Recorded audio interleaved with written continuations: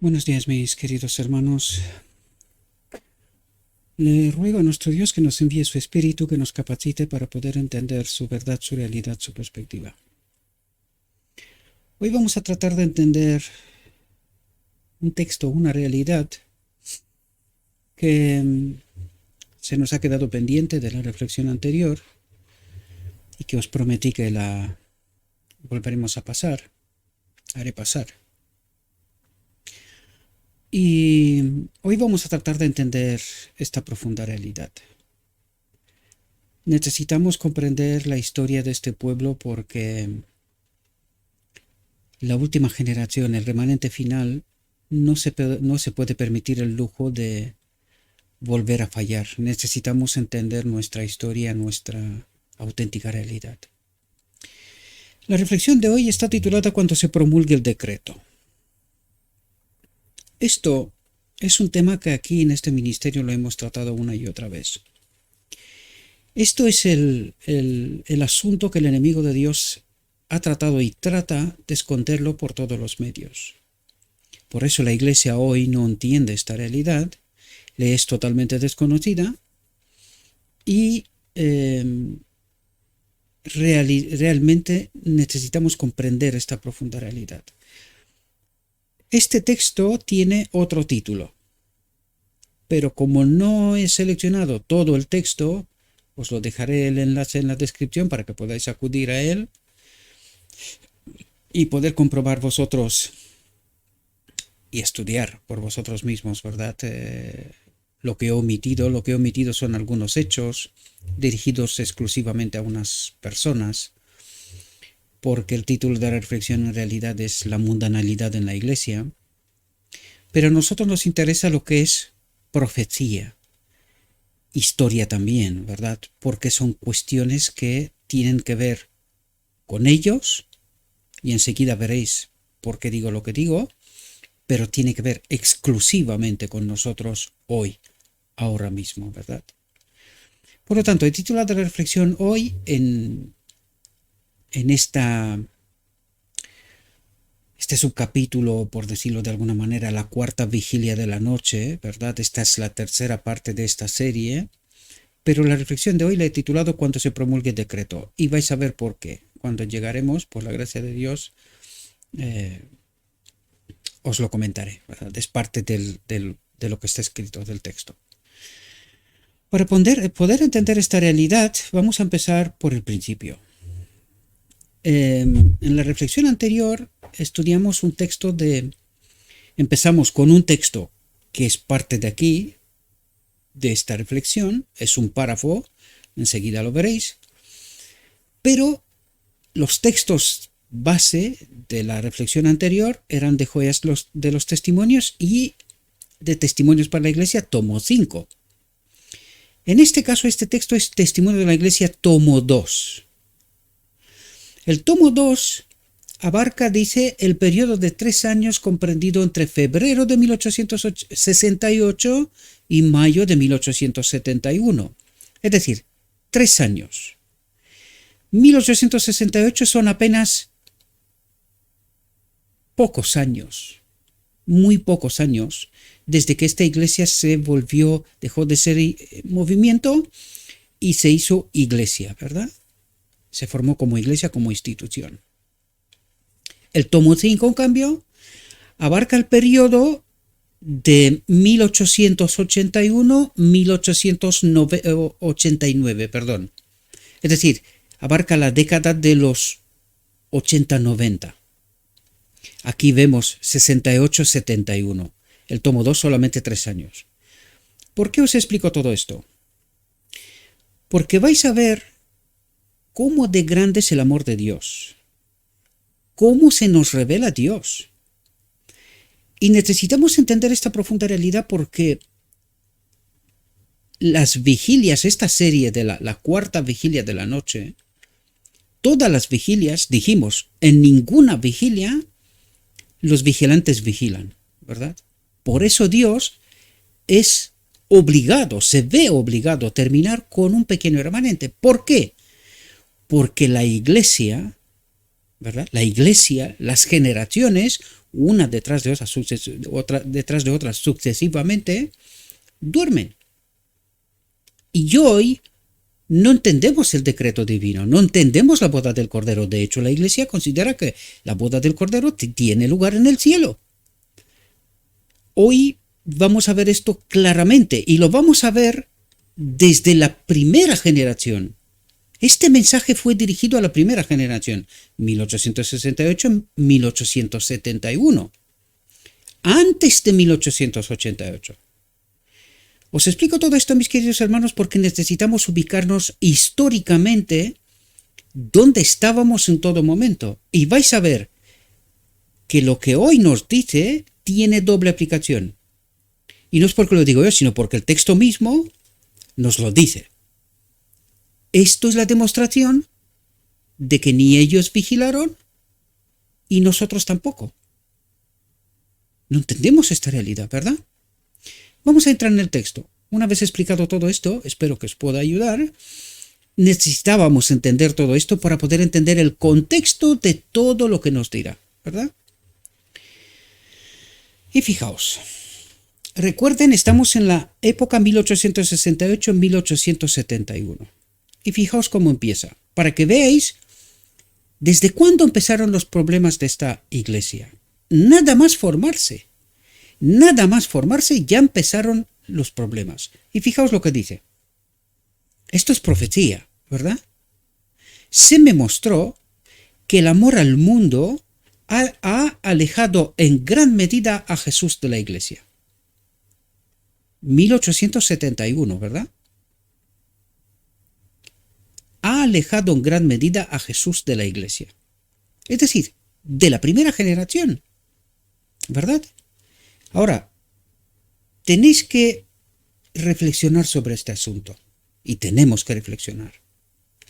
Esta generación fue la generación que mejor preparada estuvo de toda la historia.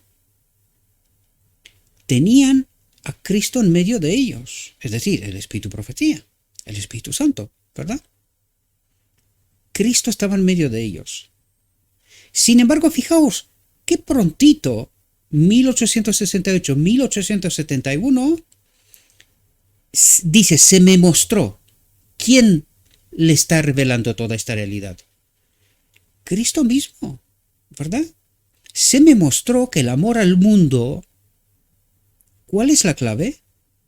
El amor al mundo ha alejado en gran medida a Jesús de la iglesia. Dios quiere, fijaos lo que estaba esperando Dios. Lo que estaba esperando de ellos, lo que está esperando de nosotros. Este es el mensaje de Cristo, nuestra justicia. Dios quiere que se produzca un cambio. ¿Qué cambio? Una entrega total a Él. ¿Cuál fue el error de Adán en Edén? No confió en Dios, ¿verdad? ¿Qué es lo que está esperando de esta última generación? Que le conozcan. Esta es la vida eterna, que te conozcan a ti. ¿Comprendéis? Que le conozcan, que confíen en Él, que se unan a Él. Una entrega total a Él. ¿Cuál fue el problema de 1888, mis queridos hermanos? Aquí está revelado, porque fijaos, Dios se les revela con antelación, se anticipa con mucho tiempo. Porque fijaos lo que les dice. Fijaos lo que les dice a ellos, pero también a nosotros. Ahora nos toca a nosotros, ¿verdad? La pelota está en nuestro terreno. Nos toca a nosotros comprender, cumplir con este deber. Dice, a menos que la mente sea educada, para que se espacíe en temas religiosos, será débil en este sentido, dice. ¿Qué es lo que está esperando Dios de su pueblo? A menos que la mente sea educada para que se espacíe en temas religiosos, será débil en ese sentido. Pero cuando se dedica a empresas mundanales, es fuerte, porque se la ha cultivado en este sentido. Dios te ama, riqueza, establecerse aquí, ¿verdad? Una mirada hacia esta tierra, ¿Y qué es lo que está esperando Dios? Una entrega total a Él, una mirada y una expectativa total completa en el reino de Dios. Y se ha fortalecido con el ejercicio, dice.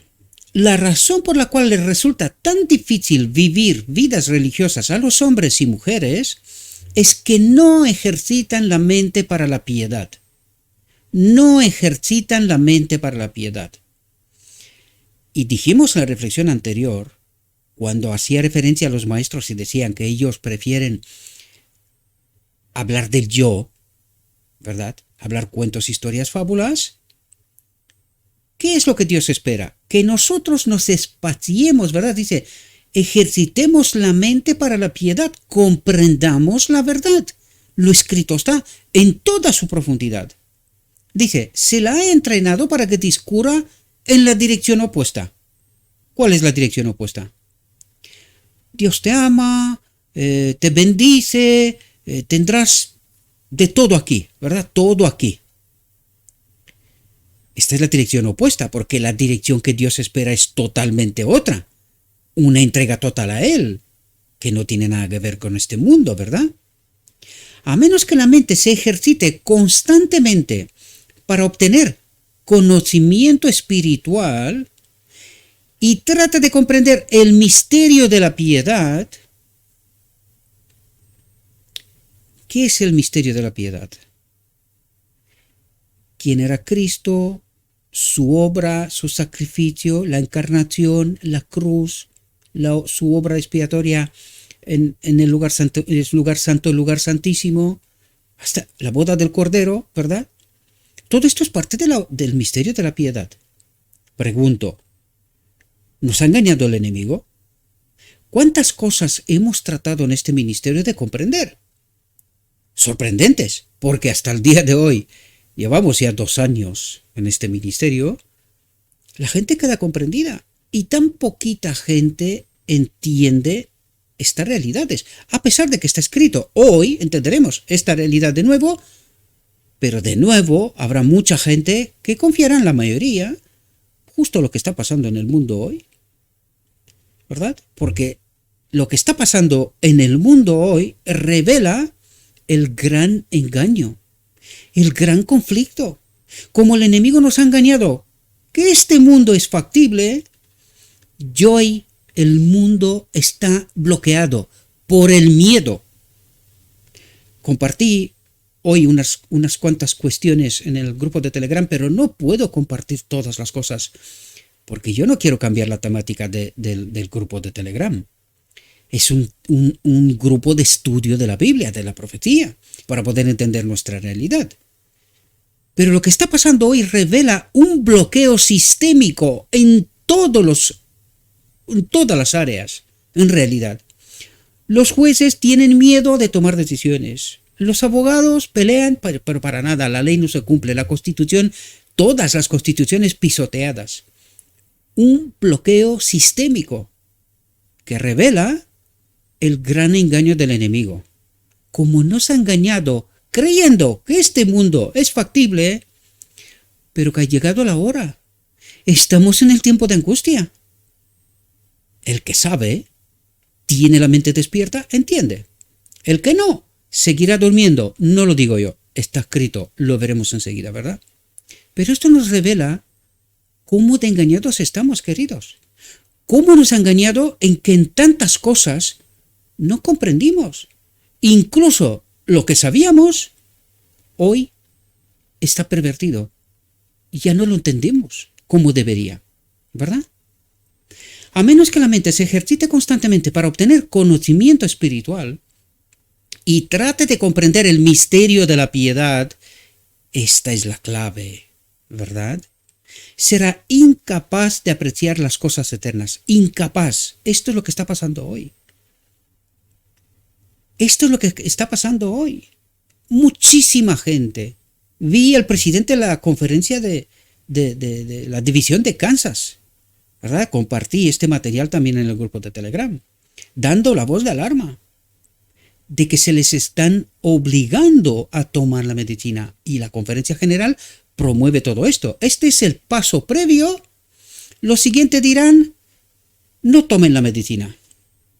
obedezcan el domingo, para no estar en discrepancia con los gobiernos. Este es el siguiente paso, y lo viviremos, porque está escrito también, ¿verdad? Obedezcan el domingo. Esto es lo que está pasando, queridos.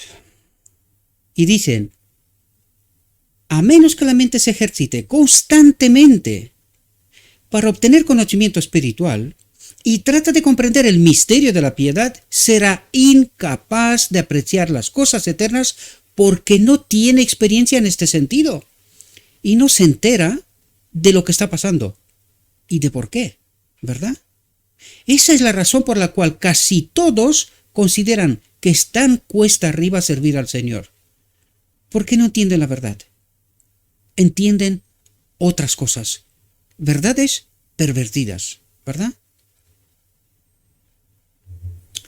Fijaos, pues que es que aquí le da el clavo, trata de despertar el pueblo, el Dios mismo trata de despertar el pueblo.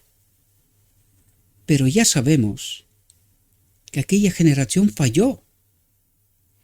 Ya sabemos que esta generación terminará, la última generación terminará con un grupo pequeño, porque los demás están engañados, desgraciadamente, ¿verdad? Dice, cuando el corazón está dividido y se dedica principalmente a las cosas del mundo y muy poco a las cosas de Dios, no puede haber un incremento especial de la fortaleza espiritual. Y desgraciadamente escuché gente que no quiere ir más a la iglesia porque están hartos de espectáculos, teatrillos y cosas por estilo. Están hartos. Quieren saber la verdad y nadie les cuenta la verdad, porque los maestros de Israel están dedicándose a otras cosas. Lo digo de principio, no condeno a nadie, simplemente revelo una realidad. Realidad. Lo que estoy contando son cosas reales, lo que la gente me está contando.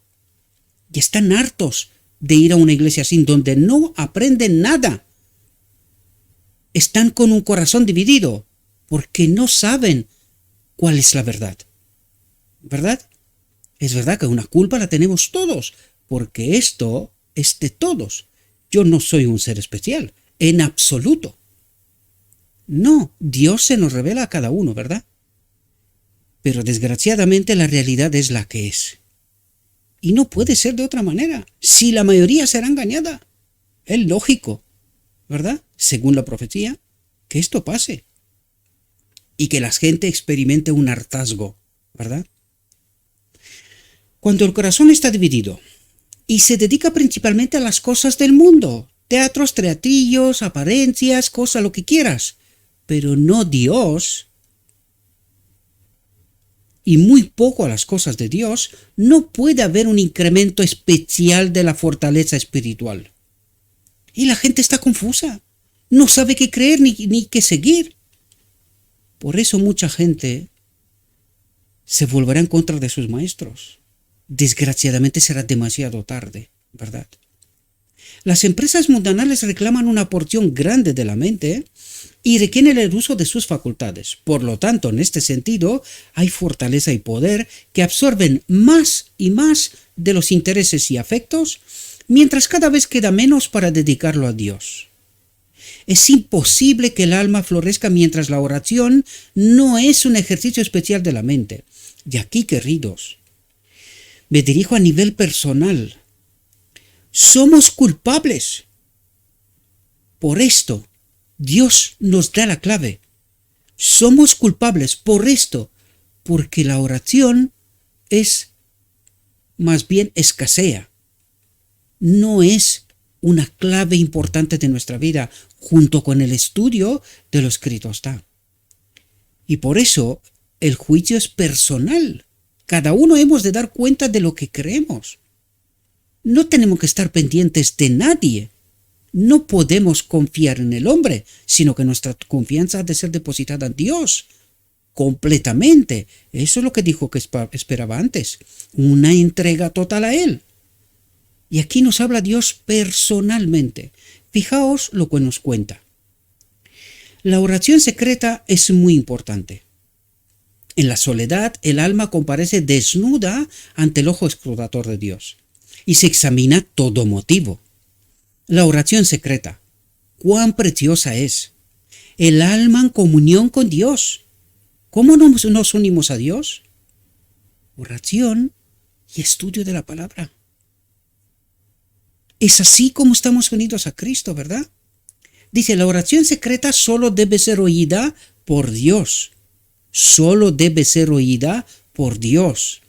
Ningún oído curioso debe enterarse del contenido de esa petición. En la oración secreta, el alma está libre de las influencias circundantes, libre de excitación. Con calma, pero con fervor, buscará a Dios. La oración secreta a menudo resulta pervertida y se pierde su dulce propósito al orar en voz alta, porque allí hay mucha gente o muchos seres, podríamos decir, pendiente de qué es lo que decimos. Por eso la oración en silencio, secreta, el alma y Dios es tan importante, ¿verdad? Dice, en lugar de la confianza tranquila y serena y la fe en Dios, con el alma expresándose en voz baja y humilde, la voz se eleva a las alturas, se produce exaltación y la oración secreta pierde su influencia suavizadora y sagrada.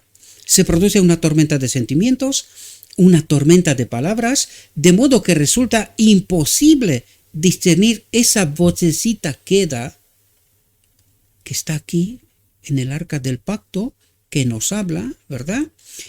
Que habla al alma cuando ésta se entrega a su devoción secreta, verdadera y sentida. La oración secreta, cuando se la practica adecuadamente, dice, produce mucho bien. Pero cuando el contenido de la oración llega a oídos de toda la familia e incluso de todo el vecindario, no es oración secreta, aunque se crea que lo es, y no se recibe de ella fortaleza divina. Dulce y permanente será la influencia que emana de aquel que ve en secreto y cuyo oído está abierto para responder la plegaria que surge del corazón. Mediante una fe serena y sencilla, el alma mantiene comunión con Dios y reúne para sí misma rayos de luz divina que fortalecen y la sostienen para resistir los conflictos que tendrá que librar contra Satanás.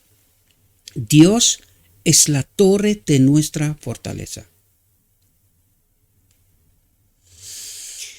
Y atentos a partir de aquí, porque aquí viene la advertencia para la primera generación, pero curiosamente, fijaos, viene para la segunda, tercera y hasta cuarta generación.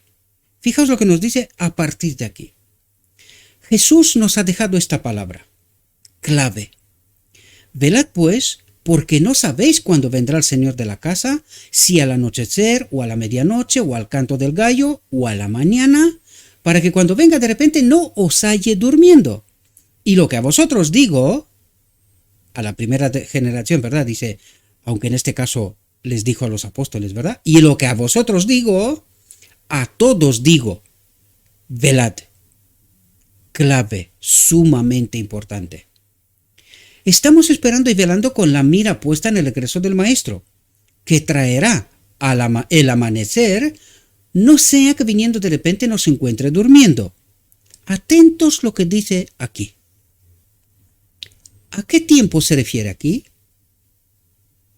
Dice, no a la manifestación de Cristo en las nubes del cielo, no en la venida visible. Esto es lo que está diciendo.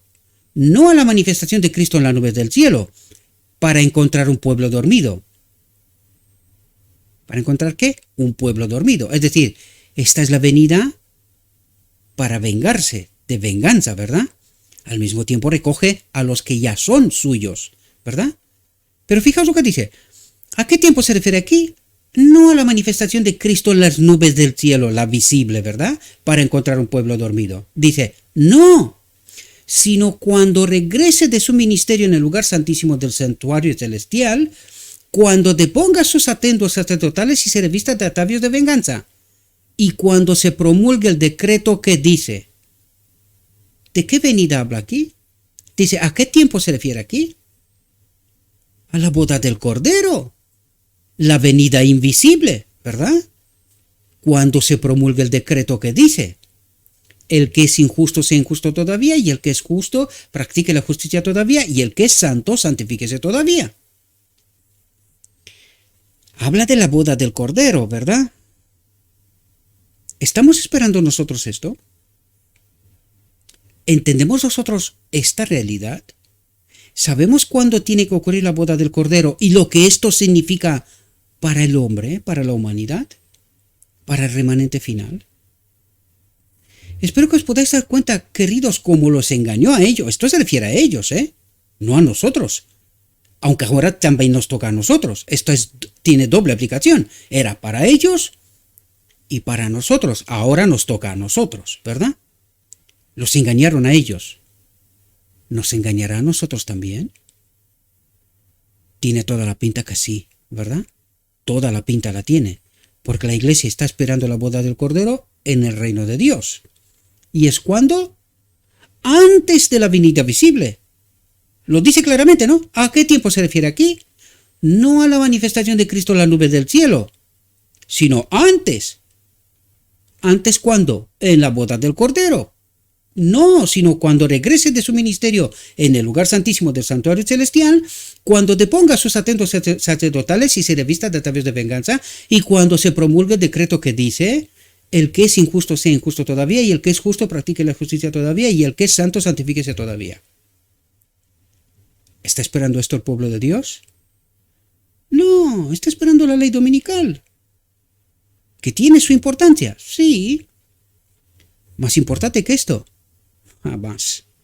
Este es el evento más importante de toda la historia de la humanidad. No lo digo yo, está escrito, ¿verdad? Lo dice Dios. Este es el evento más importante. Cuando la tierra, cuando el hombre será restaurado y la humanidad volverá de nuevo al reino de Dios, ¿verdad? La tierra pasará 1000 años y será restaurada después, ¿verdad? Pero el dominio pasa real en manos de Cristo, ¿verdad? Fijaos, cuando Jesús deje de interceder por el hombre, los casos de todos estarán decididos para siempre. Este es el momento cuando sus siervos deben rendir cuentas. Para los que no se han preparado en pureza y santidad, que los capacitaría para encontrarse entre los que aguardan para dar la bienvenida a su Señor, el sol se pone en medio de pesar y tinieblas para no salir nunca más. El sol. ¿Quién es este sol? Cristo. El sol se pone en medio de pesar y tinieblas para no salir nunca más. El tiempo de prueba termina. La intercesión de Cristo cesa en el cielo. Ese momento por fin llega repentinamente sobre todos, y los que no purificaron sus almas por la obediencia a la verdad. ¿Cómo purificaron sus almas? Por la obediencia a la verdad, estarán durmiendo. Pregunto, ¿entiende la iglesia esta realidad? ¿Sabe cuándo va a ocurrir exactamente? Porque de esto depende, queridos. Están entre los que reciben el decreto, la plenitud del Espíritu, y los que no purificaron sus almas por la obediencia a la verdad, estarán durmiendo, es decir, perdidos. Se cansaron de esperar y velar. Se cansaron de esperar y velar. Se volvieron indiferentes con respecto al regreso de su maestro. Se volvieron indiferentes, dice, con respecto al regreso de su maestro. Creyeron otras cosas, verdades mezcladas, ¿verdad? Engaños, y no sabe la hora de su visitación, ¿verdad? Dice, no anhelaban su aparición. Y ahora recuerden que esto era para ellos. Estamos hablando de 1868-1871. Pero ahora se nos aplica también a nosotros. Y veréis por qué digo lo que digo, ¿verdad? Dice, no anhelaban su aparición. Aquí nos habla de 1888 en realidad, ¿verdad? De lo que les dice por adelantado lo que ocurrirá. La gran pregunta es, ¿cómo que no se dieron cuenta? ¿Cómo no se dieron cuenta? ¿Cómo no entendieron lo que esta reflexión está diciendo? Porque hoy, cuando la miras, entiendes lo que está pasando, ¿verdad? Es verdad que tenemos la ventaja que la historia está detrás, pero ellos tenían las visiones de 1845, ¿verdad? Entre las cuales está la visión de los dos tronos, donde es una advertencia como un castillo de grande. Pero es que aquí vuelve a ser lo mismo. ¿Cómo no se dieron cuentas? Tengo la respuesta. Porque veo lo que está pasando en medio de nosotros. Y la profecía, como que no la sabemos. Sí, picamos hasta que Cristo viene, y cuando viene Cristo, pues alguna cosa pasará, ¿verdad? Y entraremos en el reino de Dios. No anhelaban su aparición y creyeron que no era necesaria esa vigilancia constante y perseverante. Se han sentido desilusionados en sus expectativas, y eso podría ocurrirles de nuevo, dice. ¿A quién hace referencia esto? A otra generación. Llegaron a la conclusión de que aún había tiempo para que se despertaran. Querían estar seguros de no perder la oportunidad de obtener un tesoro terrenal. Sería prudente obtener todo lo posible de este mundo, y al tratar de lograr ese objetivo, perdieron todo su deseo y su interés en la aparición de su maestro. Se volvieron indiferentes y descuidados, como si su venida estuviera todavía muy lejos. ¿No os parece que esto es lo que nos decían Testimonios 5, casi 20 años después? ¿No suena este texto? Lo mismo. Los vigilantes dejaron de vigilar. No va a venir va a ser lejos. Lejos. ¿Cómo de lejos? Pues a poco tiempo, a no tanto tiempo después de esto, 1888, tocó. Tenía que ser la venida real de Cristo. Se volvieron indiferentes y descuidados, como si su venida estuviera todavía muy lejos. Y perdieron la ocasión, ¿verdad? ¿Se repetirá la historia? Pero mientras su interés quedaba sepultado debajo de las ganancias mundanales, la obra terminó en el santuario celestial y ellos no estaban preparados. Dice, la obra terminó en el santuario celestial y ellos no estaban preparados. Y ahora habla precisamente de esta generación. Es decir, Dios se adelanta. Les está explicando lo que va a pasar. Se los dijo también en la visión de los dos tronos. Uno detrás de otro, se van delante del lugar santísimo. Y se puede estar preparado en el lugar santo con un extraño en aquel trono. De ningún modo, ¿verdad? Fijaos, dice, si los tales hubieran sabido que la obra de Cristo en el santuario celestial iba a terminar tan pronto, ¿cómo de pronto? 44 años después. 44 años después, en su generación, ¿verdad? ¿Qué diferente habría sido su comportamiento? ¿Con cuánto fervor habrían velado? El maestro, atentos lo que dice, el maestro, al anticipar todo esto, les dio una oportuna advertencia en la orden de velar. ¿Cuál era esta oportuna advertencia? La visión de los dos tronos y esta misma. Es decir, en 1871 les da esta advertencia y les dice, velad, porque en 1888 tocaba. Ahora sabemos que no velaron. El maestro, al anticipar todo esto, les dio una oportuna advertencia en la orden de velar. Definidamente describe cuán repentina será su venida. Le dirá, no queda mucho, prepárense, vengo. No nos da la fecha para que no descuidemos nuestra preparación y en nuestra indolencia esperemos el momento cuando nos parece que va a venir para postergar nuestra preparación. ¿Qué pasó? Justo esto. Justo esto. Velad pues porque no sabéis. Y a pesar de que esta incertidumbre fue predicha, junto con el carácter repentino de su venida, no salimos de nuestro sopor para dedicarnos a una ferviente vigilancia y para acentuar nuestra disposición a esperar al Maestro. Esto es profecía para ellos. La advertencia estaba en esta fecha, pero era profecía para ellos. ¿Cómo de pronto iba a venir Cristo? ¿Los pilló desprevenidos? Sí. Y hoy. Más de lo mismo, queridos. Más de lo mismo. Los que no estén esperando y vigilando serán sorprendidos finalmente en su infidelidad. El Maestro viene y en lugar de estar listos para abrirle la puerta inmediatamente, cosa que no hicieron, se espantaron, se nos va la iglesia. No puede ser. ¿Cómo que confiemos totalmente en Cristo? No entendieron esta profunda realidad. Desconfiaron de nuevo, después del Edén, y después de unas cuantas ocasiones ya hemos comentado sobre estos, de Dios.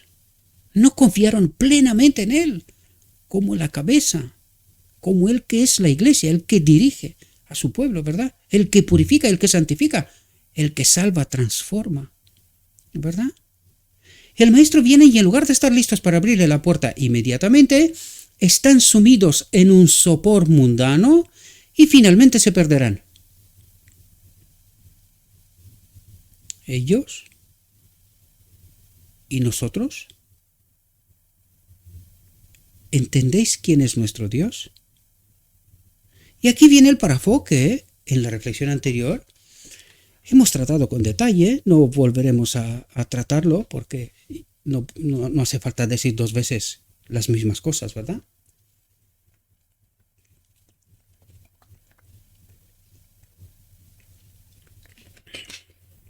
Simplemente lo repasaremos como un todo de esta reflexión, ¿verdad?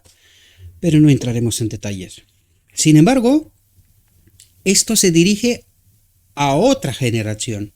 Recuerden, todo lo que hemos leído hasta ahora iba para ellos. Les pilló desprevenidos. Ahora viene y se refiere a segunda, tercera, cuarta generación, es decir, hasta nosotros. Porque por eso dice, ahora dice, se me presentó otro grupo. Otro grupo. Aquellos serán otros, ¿verdad? La primera vigilia. Se me presentó otro grupo que contrastaba con el que acabo de describir. Estos estaban esperando y velando. Sus ojos se dirigían al cielo y las palabras de su maestro brotaban de sus labios. Y lo que a vosotros digo, a todos lo digo. Velad. Velad pues, porque no sabéis cuándo vendrá el Señor de la casa, si al anochecer o a la medianoche o al canto de gallo o a la mañana, para que cuando venga de repente no os halle durmiendo. El Señor sugiere que habrá una demora antes que finalmente amanezca. ¿Habrá una demora antes que finalmente amanezca? Pregunto, ¿por Él? ¿Qué es lo que está esperando Dios? Un pueblo que se entregue totalmente a Él. ¿La demora es por Él o es por nosotros? ¿Qué nos trata de decir? Primera vigilia, segunda vigilia, tercera vigilia, cuarta vigilia y ni aún su pueblo está preparado. Apenas ahora entendemos estas realidades. Gracias a Dios, está despertando un remanente final, ¿verdad? Pero no quiere que den lugar a la fatiga ni que disminuya la intensidad de su ferviente vigilancia porque la mañana no llega tan pronto como la habían esperado. Se me presentó a los que esperaban con la mirada dirigida hacia lo alto, se animaban mutuamente a repetir estas palabras y ya pasaron la primera y la segunda vigilias y yo me pregunto, cuando está escribiendo esto aquí, ¿qué entendieron ellos? ¿No se dieron cuenta que iban a fallar? ¿Cómo no se dieron cuenta que aquí hablaba de otro grupo mucho más lejos? ¿Cómo no se dieron cuenta? ¿Cómo no se dieron cuenta que tenían que vigilar? ¿Cómo no se dieron cuenta que les tocaba errar? ¿Y nosotros hoy? ¿Cómo no nos damos cuenta de todo lo que nos ha pasado? ¿Y sabes por qué? Porque alguien trató de esconder 1888. Sintieron tanta vergüenza de lo que hicieron que no quisieron asumir la realidad. ¿Qué ocurre hoy? El pueblo está en desconocimiento. Hablas de 1888 y se les ponen los pelos de punta. Y ni siquiera saben qué ha pasado. No entienden, ¿verdad? No entienden. Por lo tanto, esta generación está durmiendo, sigue durmiendo, engañada en su propio Isaías 53. El tema prohibido por hablar. Los judíos, Isaías 53, tema prohibido, anatema, 1888, anatema para el remanente final. Consecuencia, engañados, durmiendo, no sabiendo la hora de su visitación, ¿verdad? Ya pasaron la primera y la segunda vigilias. Estamos en la tercera vigilia, esperando el regreso del Maestro y velando. Lo que nos queda de esta vigilia es muy poco ya. Vi que algunos se cansaban, tenían la mirada dirigida hacia abajo, estaban absortos por las cosas terrenales y no eran fieles en su vigilia. No comentamos, ya lo hicimos, simplemente repasamos el texto, ¿verdad? Decían, esperamos que el Maestro viniera en la primera vigilia, pero sufrimos una desilusión. ¿De quién hablaba aquí? De 1888 en realidad. En 1871. ¿Es esto profecía? ¿El espíritu de profecía es la obra de Dios o es mano de hombre? Lo digo porque mucha gente rechaza el espíritu de profecía hoy, pero fijaos, 1871 y les da de nuevo toda la historia. Aquí está toda la historia. No la entendieron, no vigilaron. ¿Y nosotros? Espero que podáis entender quién es nuestro Dios, queridos, cuánto nos ama. Pero no entraremos en el reino de Dios porque no vigilamos, porque no estamos atentos, porque no entendemos lo escrito está, ¿verdad? Y estamos tan seguros de que lo tenemos claro, ¿verdad? Estábamos seguros de que vendría la segunda, pero esta pasó y no vino. De nuevo podemos sufrir un chasco. No es necesario que seamos tan estrictos, es posible que no venga tampoco en la siguiente vigilia. Estamos en la tercera vigilia y creemos que es mejor que depositemos nuestro tesoro en la tierra para estar seguros de que no vamos a pasar necesidad. Esto mismo le pasó a la primera, ¿verdad? Muchos estaban durmiendo, adormilados por los cuidados de esta vida y seducidos por el engaño de las riquezas para abandonar su actitud de espera y vigilancia. Fijaos cómo ve el cielo todo esto. Dice, se me presentaron algunos ángeles que velaban con intenso interés mientras observaban el aspecto de los cansados, pero fieles vigilantes, a fin de que la prueba no fuera demasiado dura, y no desfallecieran por causa del esfuerzo y las dificultades duplicadas por el hecho de que sus hermanos habían dejado de velar y se habían embriagado con los cuidados mundanales y estaban engañados por la prosperidad terrenal. Aquí he de decir una realidad. Siempre ha habido un remanente. La Sierva, Jones, Wagoner, había unos cuantos de los pioneros que asumieron esta realidad, ¿verdad? Aquel era un remanente, pero no era el remanente suficiente. En todas las etapas ha habido un pequeño remanente, pero no fue el remanente suficiente, ¿verdad? Dios espera una generación, una última generación, que será un grupo pequeño, sí, pero todos de una generación, ¿verdad? Dice, estos ángeles celestiales se sentían apenados por causa de los que una vez estuvieron velando y que ahora, por su indolencia e infidelidad, aumentaban las pruebas y preocupaciones de los que con fervor y perseverancia estaban tratando de mantener su actitud de espera y vigilancia. ¿Quién los atormentaban? Aquellos que una vez estuvieron velando y que ahora por su indolencia e infidelidad aumentaban las pruebas y preocupaciones de los que con fervor y perseverancia estaban tratando de mantener su actitud de espera y vigilancia. Pregunto, ¿Esto pasa hoy? Sí, pasa, porque está escrito. Dios nos habla de realidad, no de suposiciones, realidades. Somos nosotros los que tenemos que abrir la mente, los ojos, los oídos para entender. Vi que era imposible que los afectos e intereses estuvieran dedicados a los cuidados mundanales para acrecentar las posesiones terrenales y tener al mismo tiempo una actitud de espera y vigilancia como el Salvador lo ha mandado. Es decir, no se puede andar en dos barcos. Vi que era imposible que los afectos e intereses estuvieran dedicados a los cuidados mundanales para acrecentar las posesiones terrenales y tener al mismo tiempo una actitud de espera y vigilancia. O es una o es la otra. No puedes andar en dos barcos. Un corazón dividido es un corazón perdido, ¿verdad? Dijo el ángel, pueden conseguir un solo mundo.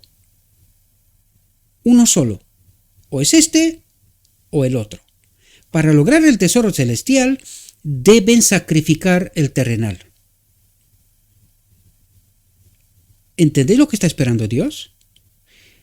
Confianza total y completa en Él, una entrega total a Él. Eso es lo que trata de decir. ¿Qué significa esto? Aquí nos lo dice. No pueden tener ambos mundos. O es uno o es otro. No se puede tener los dos. Vi cuán necesario era que la fidelidad en la vigilancia fuera permanente para poder huir de las trampas engañosas de Satanás. Este induce a los que esperan y velan a que den un paso en dirección del mundo. ¿Qué está esperando el enemigo? Que demos un paso en dirección del mundo. Dice, no tenían la intención de avanzar más. ¿Qué pasó en 1888? Esto mismo. No avanzaron en la luz. ¿Está este pueblo dispuesto a esto? Por lo que parece, no. Pero ese paso los separó de Jesús. Ese paso en dirección al mundo los separó de Jesús. En 1888 y durante todas las vigilias. Y nosotros decimos, no, nosotros tenemos a Cristo. Y Cristo nos dice una y otra vez que no podemos andar en dos barcos, o en el mundo o con Cristo. Y así, pero ese paso los separó de Jesús y les facilitó la tarea de dar el segundo paso.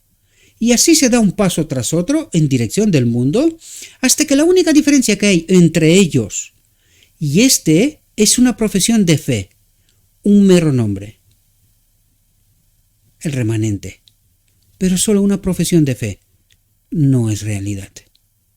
Solo creen seguir a Cristo, pero no es verdad. Han perdido su carácter peculiar, han perdido su carácter peculiar y santo, y nada, salvo su profesión de fe, los diferencia de los amadores del mundo que están en torno de ellos. Me está distrayendo el móvil. Perdonad. Vi que las sucesivas vigilias eran cosa del pasado. Por causa de esto, debería haber falta de vigilancia. Es decir, ahora ve nuestra realidad. Por eso dice, vi que las sucesivas vigilias eran cosa del pasado. Aquí os podía decir, mis queridos hermanos, esta reflexión es una radiografía del pueblo de Dios desde el inicio casi hasta el final. Y el pueblo de Dios no está despierto, no entiende, desgraciadamente. Vi que las sucesivas vigilias eran cosa del pasado. ¿Qué es lo que ve? Nuestra realidad, ¿verdad? Dice, por causa de esto debería haber falta de vigilancia. Oh, no. Hay ahora una mayor necesidad de velar incesantemente, porque nos queda menos tiempo que cuando se produjo la primera vigilia. Ahora el periodo de espera es necesariamente más corto que antes. Si esperamos con una vigilancia inquebrantable entonces, ¿con cuánto mayor interés deberíamos velar el doble que antes durante la segunda vigilia? El doble que antes durante la segunda vigilia. El transcurso de esta segunda vigilia nos ha traído a la tercera, y ahora no hay excusa ninguna para disminuir nuestra vigilancia. La tercera vigilia reclama una triple dedicación, es decir, Cada vez que pasa una generación deberíamos de estar doblemente, triplemente más vigilantes, ¿verdad? Dice, ponernos impacientes ahora implicaría perder toda nuestra ferviente y perseverante vigilancia anterior. La larga noche de pesar nos somete a prueba, pero la mañana se posterga misericordiosamente. La mañana se posterga misericordiosamente, porque si el Maestro viniera ahora, hallaría a tantos sin preparación. La actitud de Dios de no permitir que su pueblo perezca ha sido la razón de tan larga demora. ¿Por qué no viene Cristo? ¿Lo entendemos? La actitud de Dios de no permitir que su pueblo perezca ha sido la razón de tan larga demora. Ahora pregunto, ¿cuál pueblo? Porque también nos dice que va a ser con un remanente pequeño, porque la gran mayoría estará en este tren rápido yendo hacia la muerte, ¿verdad? Pero la venida de la mañana para los fieles y de la noche para los infieles está a punto de producirse. Al esperar y velar, el pueblo de Dios debe manifestar su carácter peculiar, su separación del mundo. Su separación del mundo. Yo pregunto, hoy estamos en tiempo de angustia. ¿Dónde está el pueblo de Dios? Señálenme en este mundo un pueblo que está como un muro defendiendo la verdad. ¿Dónde está?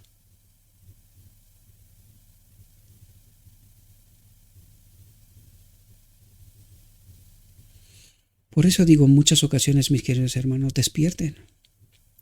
Mucha gente se cree que lo que está pasando hoy en el mundo, en fin, es una cosa normal.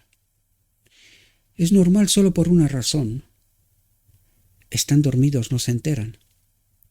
Pero los que están despiertos, porque también los hay, sí saben, sí se dan cuenta, sí levantan la voz, ¿verdad? Mediante nuestra actitud vigilante debemos demostrar que somos verdaderamente extranjeros y peregrinos sobre la tierra. ¿Quién dice esto? ¿Dónde está este pueblo? Mediante nuestra actitud vigilante debemos demostrar. ¿A quién? ¿A quién? A un mundo que perece, queridos, la gran comisión. Este es el rol que tenemos aquí, despertar a un mundo que duerme, ¿verdad? Que somos verdaderamente extranjeros y peregrinos sobre la tierra. No nos interesa este mundo. Nosotros peleamos con el precio de nuestra vida, si hace falta. Es así como actúan los 144.000, ¿verdad? La diferencia entre los que aman al mundo y los que aman a Cristo es tan clara que resulta inconfundible. ¿Lo es? Mientras los mundanos dedican todo su entusiasmo y su ambición a obtener los tesoros terrenales, el pueblo de Dios no se conforma con este mundo, sino que manifiesta, mediante su actitud fervorosa de vigilia y espera, que ha sido transformado, que entiende los tiempos, entiende los eventos, desvela el engaño, lloran por las abominaciones que pasan en medio del pueblo de Dios. Son despiertos, ¿verdad? Que su hogar no está en este mundo, sino que está buscando una patria mejor, la celestial.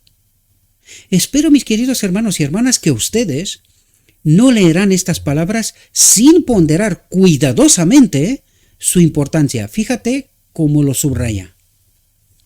Aquí se revela algo importantísimo. Atentos, despierten. Así como los hombres de Galilea permanecieron con los ojos fijos en el cielo para captar, si fuera posible, una vislumbre de su Salvador que ascendía, dos hombres vestidos de blanco, ángeles celestiales encargados de consolarlos por la pérdida de la presencia de su Salvador, se pusieron de pie junto a ellos y les dijeron: varones galileos, ¿por qué estáis mirando al cielo? Este mismo Jesús que ha sido tomado de vosotros al cielo, así vendrá como le habéis visto ir al cielo. El propósito de Dios es que su pueblo fije sus ojos en el cielo para aguardar la gloriosa aparición de nuestro Señor y Salvador Jesucristo. Mientras la atención de los mundanos se concentra en diversas empresas, la nuestra debería fijarse en el cielo. Nuestra fe debería penetrar más y más en los gloriosos misterios del tesoro celestial, para que los preciosos y divinos rayos del santuario celestial resplandezcan en nuestros corazones como resplandecen en el rostro de Jesús. ¿De qué nos habla aquí? Del decreto divino, cuando dice el pueblo resplandece, ¿verdad? Para que los preciosos y divinos rayos del santuario celestial, donde está Cristo en la boda del Cordero, cuando se da el decreto divino, resplandezcan en nuestros corazones como resplandecen en el rostro de Jesús en el monte de la transfiguración. ¿Entendéis a lo que hace referencia? Los burladores se mofan de los que esperan y velan, y preguntan, ¿dónde está la promesa de su advenimiento? Os habéis chasqueado. Uníos a nosotros y prosperaréis en las cosas terrenales. Ganad dinero y seréis honrados por el mundo. El ecumenismo, ¿verdad? Entre otras cosas. Los que aguardan miran hacia lo alto y responden, estamos velando. Y al apartarse de los placeres terrenales y la fama mundanal y del engaño de las riquezas, demuestran que han asumido esta actitud. Al velar se fortalecen, vencen la negligencia, el egoísmo y el amor a la comodidad. ¿Quiénes son los 144.000? Al velar se fortalecen. ¿Al velar cómo? Estudiar la verdad, entendiendo la verdad. Eso es velar. Saber en todo momento qué es lo que está pasando. ¿Cuál es el tiempo? ¿Verdad? Al velar se fortalecen, vencen la negligencia, el egoísmo y el amor a la comodidad. No se callan, salen públicamente. ¿Verdad? Salen públicamente. Todo el mundo sabe, o al menos mucha gente está hablando, que a partir de enero en adelante irán a por aquellos que predican en internet. Pues aquí estoy yo con mi nombre. ¿Eres de los 144.000? ¿Estás cómodo? ¿Calladito? ¿Crees saber la verdad? ¿Crees ser salvo? ¿Entiendes cómo señala Dios a su pueblo? Los fuegos de la aflicción arden sobre ellos, dice. Los fuegos de la aflicción arden sobre ellos. Y el tiempo de espera parece largo. A veces se entristecen y la fe flaquea, pero se unen de nuevo, vencen sus temores y dudas, y mientras sus ojos están dirigidos al cielo, le dicen a sus adversarios, estamos velando, estamos esperando el regreso de nuestro Señor. Nos gloriaremos en la tribulación, en la aflicción, en las necesidades. ¿Quiénes son los 144.000? ¿Entendemos? El deseo de nuestro Señor es que vigilemos, de manera que cuando venga y llame, le abramos la puerta inmediatamente. ¿A qué hace referencia? A la boda del Cordero. Pronuncia una bendición sobre los siervos que estén velando. Se ceñirá, los hará tomar asiento para que coman y vendrá a servirles. ¿A qué se refiere? Al tiempo de angustia. No tendremos que preocuparnos por comida ni por nada. ¿Cómo subsistió Elías en el desierto después de Carmel? ¿Entendéis lo que está diciendo? El mismo Señor nos atenderá con su hueste, el cuarto ángel. Por eso el nombre del ministerio, ¿verdad? ¿Quién entre nosotros en estos últimos días será honrado tan especialmente por el maestro de las asambleas? ¿Estamos preparados a fin de abrir la puerta sin demora para darle la bienvenida? Dice, velad, velad, velad. Lo dice 3 veces porque la cuarta ya está. ¿Os dais cuenta? Casi todos han dejado de velar y esperar. No estamos preparados para abrirle la puerta inmediatamente. ¿Qué significa abrirle la puerta inmediatamente? Cuando se da el decreto divino en la boda del Cordero, estamos más que ansiosos, esperando este momento, glorioso momento, el mayor de la historia de la humanidad, cuando Cristo, Dios, se une a su pueblo, ¿verdad? El amor al mundo ha ocupado de tal manera nuestros pensamientos que nuestros ojos no están dirigidos hacia lo alto, sino hacia abajo, hacia la tierra. Estamos apurados, dedicados con celo y entusiasmo a diferentes empresas, pero Dios ha sido olvidado. y no valoramos el tesoro celestial. No estamos en una actitud de espera y vigilancia. Cuando dice no estamos en actitud de espera y vigilancia, ¿qué quiere decir? No nos enterramos de lo escrito hasta, no entendemos los tiempos. ¿Y cómo actúa el supuesto remanente? Como el mundo. El mundo tiene su solución y el remanente dice, es buenísima. Nosotros también. ¿Dónde está la vigilia? ¿Dónde está la advertencia? ¿Dónde está la solución de Dios? ¿Dónde está el mensaje? ¿Dónde está la gran comisión? ¿Ahora entendemos? El amor al mundo y el engaño de las riquezas eclipsan nuestra fe y no anhelamos la aparición de nuestro Salvador ni la amamos. Por eso no le esperamos. Ya vendrá, ¿verdad? Tratamos con demasiado interés de preocuparnos por nosotros mismos. El egoísmo hoy es supremo. Es supremo. Cada uno que aguante su vela, ¿verdad? Somos intranquilos y carecemos de una firme confianza en Dios. Muchos se preocupan y trabajan, idean y planifican, temerosos de padecer necesidad. Para este mundo, saben que hay crisis, pero están preocupándose porque no pasen hambre, ¿verdad? No tienen tiempo para orar o para asistir a reuniones religiosas y en su preocupación por sí mismos no le dan a Dios la oportunidad de cuidarlos. Y el Señor no hace mucho por ellos. ¿Por qué? Porque no puede. Es un otro que les reclama, ¿verdad? Y el Señor no hace mucho por ellos, porque no le dan ocasión. ¿Comprendéis?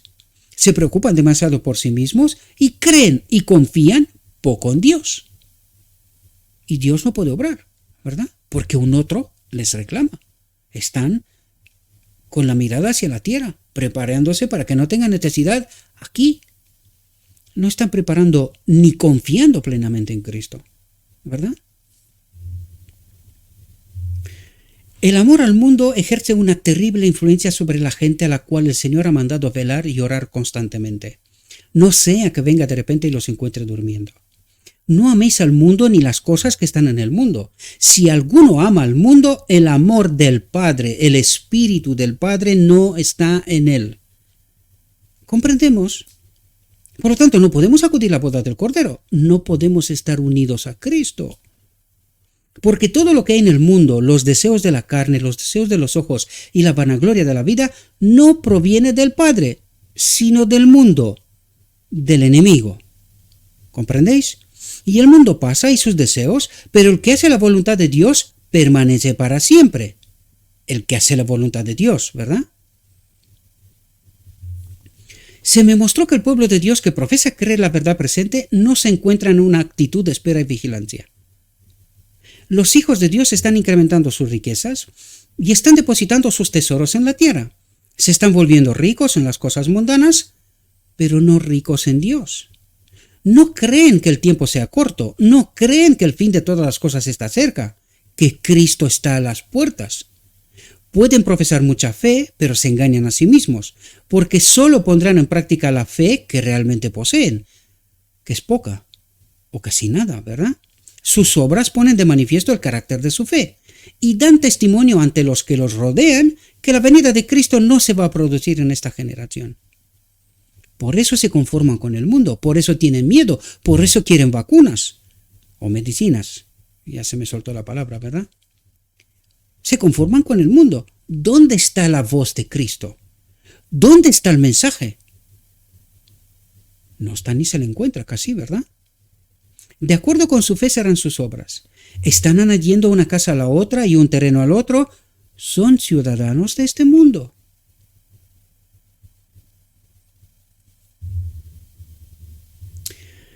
La condición del pobre Lázaro, que se alimentaba con las migajas que caían de la mesa del rico, es preferible a la de estos profesos cristianos.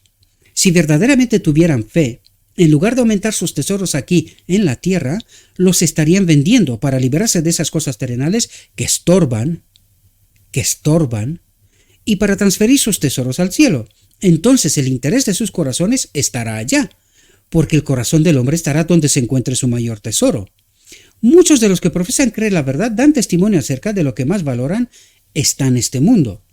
Por estas cosas se preocupan, manifiestan una ansiedad agotadora y trabajan. Preservar sus tesoros y acrecentarlos es el motivo de sus vidas.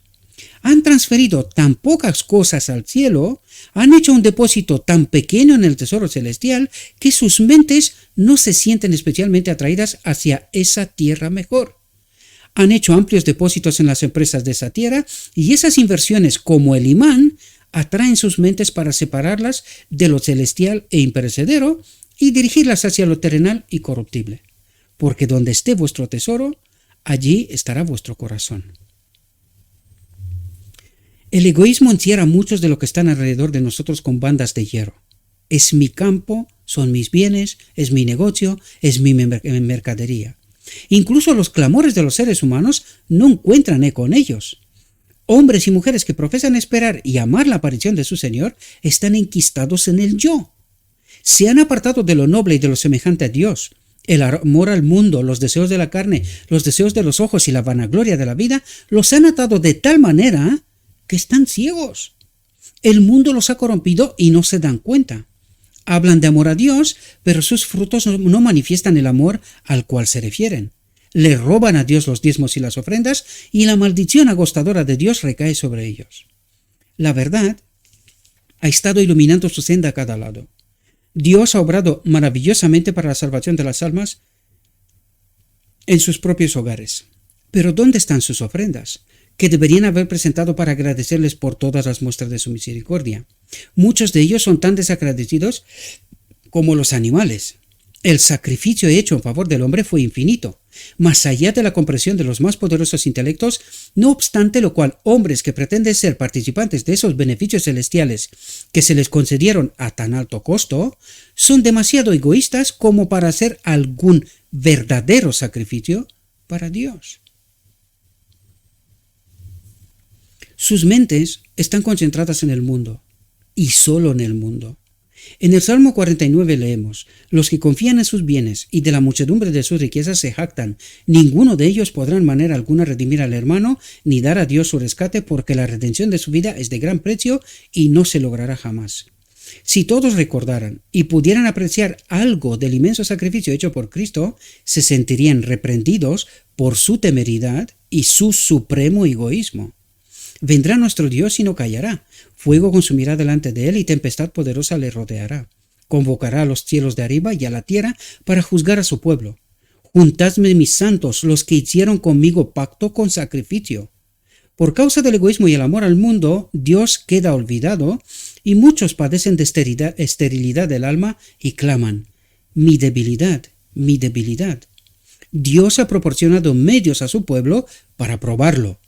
¿Por qué ha proporcionado medios? Para probarlo, para verificar cuán profundo es su pretendido amor por él. ¿Y qué hemos hecho?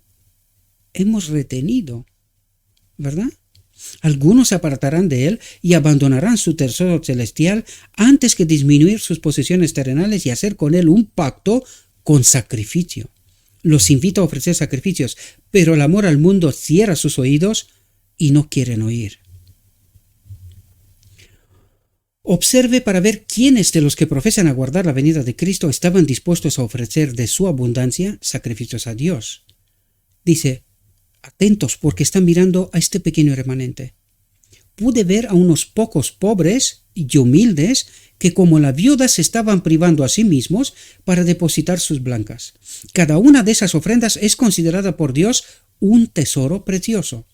Pero los que están ganando dinero y acumulando posesiones están muy atrás. No hacen nada en comparación con lo que podrían hacer.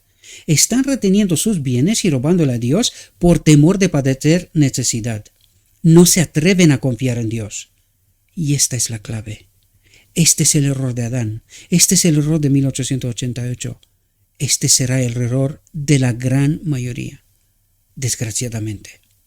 Esta es una de las razones que nos explica por qué como pueblo estamos tan enfermos.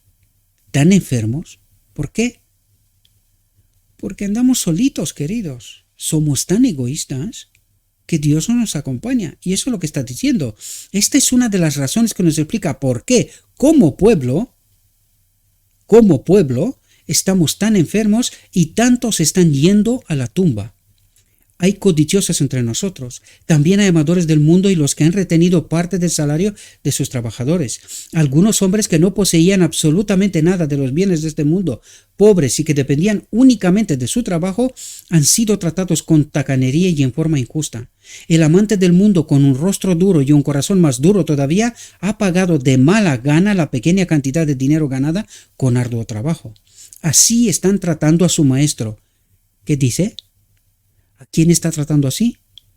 A Cristo que está en ellos, en este pequeño remanente, ¿verdad? Así están tratando a su maestro, cuyos discípulos profesan ser. Con la misma tacanería ponen su ofrenda en la tesorería de Dios. El hombre de la parábola no tenía dónde almacenar sus bienes, y el Señor puso fin a su inútil vida. El Señor puso fin a su inútil vida. De la misma manera va a obrar con muchos, dice. De la misma manera va a obrar con muchos. Cuán difícil es en esta era corrompida no caer en la mundanalidad creciente y en el egoísmo.